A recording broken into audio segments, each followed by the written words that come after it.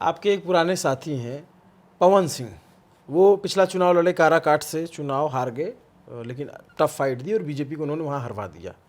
अब वो बीजेपी में चले गए हैं और हो सकता है स्टार प्रचारक बन के आप ही के खिलाफ प्रचार करने आए, तो क्या तब क्या स्थिति होगी? एक टसल देखने को मिलेगा रितेश पांडे और पवन सिंह का? कोई दिक्कत नहीं, उससे कोई दिक्कत नहीं है। वो चुनाव लड़े थे तो मैं उनका जाके प्रचार किया था। अगर वो किसी पार्टी की विचारधारा में है तो मुझे तो नहीं लगता कि वो उस विचारधारा में है, क्योंकि वो उस विचारधारा में होते तो निर्दलीय चुनाव नहीं लड़ते।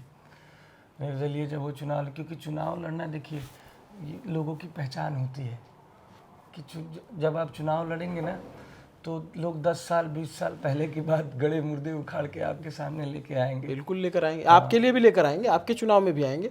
उनके चुनाव में आया था ना बंगलिनिया गाना उन्होंने गाया था, तो उनका टिकट कटा, फिर टिकट अनाउंस होकर के कट गया था, फिर वो आके निर्दलीय लड़े। बिल्कुल, तो मेरे में भी आएगा, मैं मानता हूँ, उसके लिए तैयार हूँ।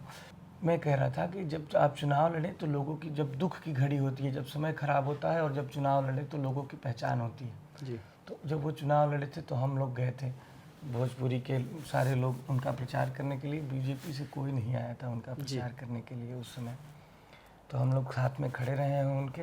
अगर वो आते हैं तो कोई दिक्कत नहीं, आए प्रचार करें, कोई मैंने कई मौक़ों पे देखा आप उनको बड़े भाई जैसा कहते हैं। बिल्कुल बड़े भाई हैं हमारे, हमने उनको देख के सुन के गाना सीखा है। और बड़े भाई आपके खिलाफ प्रचार करेंगे तो फिर आप, कोई दिक्कत नहीं।